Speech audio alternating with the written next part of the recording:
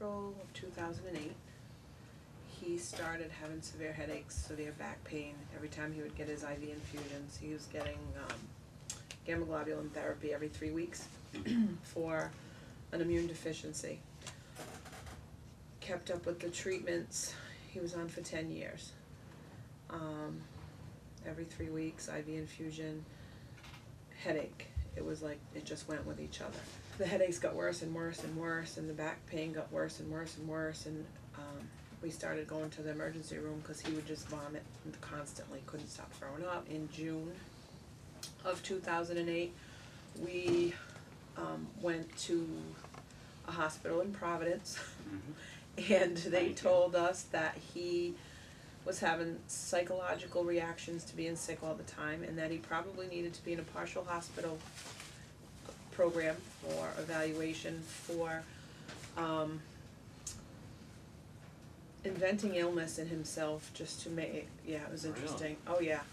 Put him in the partial hospital. At this point he was on a walker and in a wheelchair, he couldn't walk.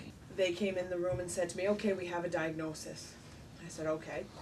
We believe he has an addiction to Advil. I was like, for real? He's a little kid. He doesn't have an addiction to Advil. You can do a little better than that. This child is in constant agony.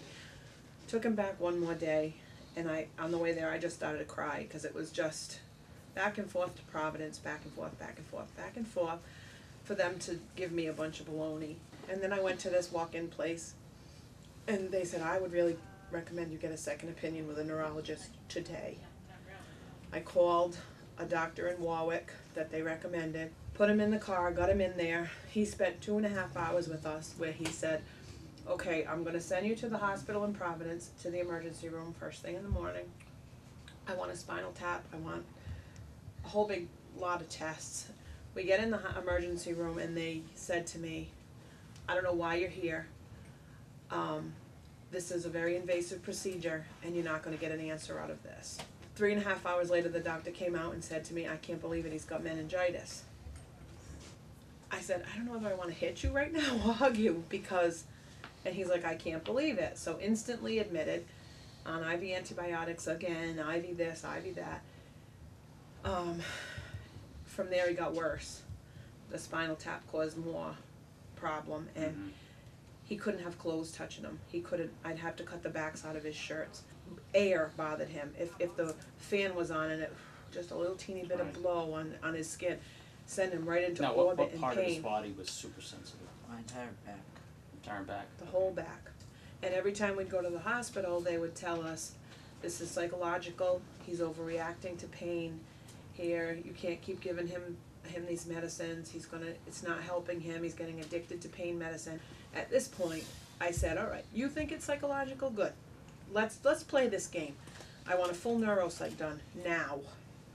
So we called a friend of mine who's a neuropsychologist in West Greenwich, and I said, can you do this? He said, absolutely, bring him in. So I brought him in.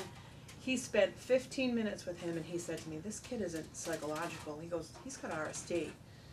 I started to cry. This doctor said to me, this is what I'm going to have you do. I know of a doctor in Cranston who can help him probably. I want you to call Dr. Pedro's office. We came in here, it was a Tuesday, with the walker. It was raining. I'm holding a trash bag over him so the rain doesn't touch his back. I'm like this, walking in the building.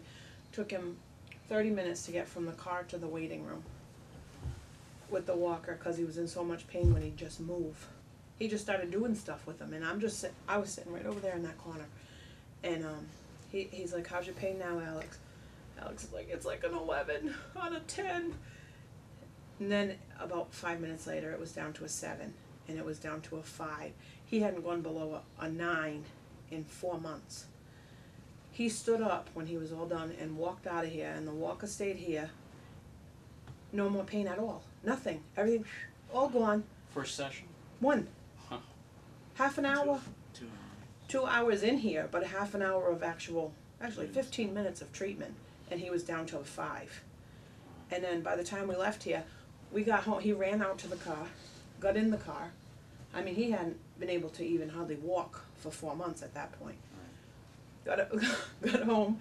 I pulled up in front of my walkway, and My husband was sitting in on the couch and he didn't even move to go open the door because he knew it was gonna take Alex 25 minutes to get Right. from 50 feet to the front door, so Sure. he didn't even move.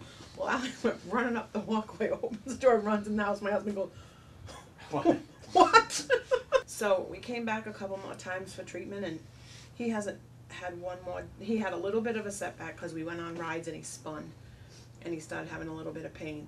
And we came back and he said, no more, no more spinning. Yeah, he was squeezing something and doing the Yeah. this thing, the gyroscope, and squeezing a ball, but only in one hand. And he had a TENS unit on his face, and And just those things. just those things, and he was fine. Dr. Pedro was absolutely brilliant, and I don't know where we would ever be if we hadn't ended up here. I don't know what would have happened. I really don't. It's a blessing. Oh, a huge blessing. Huge. Like, I can't even, I said to my friend, I said, it's almost like, you know, those old-time healing services. It's almost like we went to one of those and he got miraculously healed down at the altar when we're running out of the service. That's what it was like. It was just like this.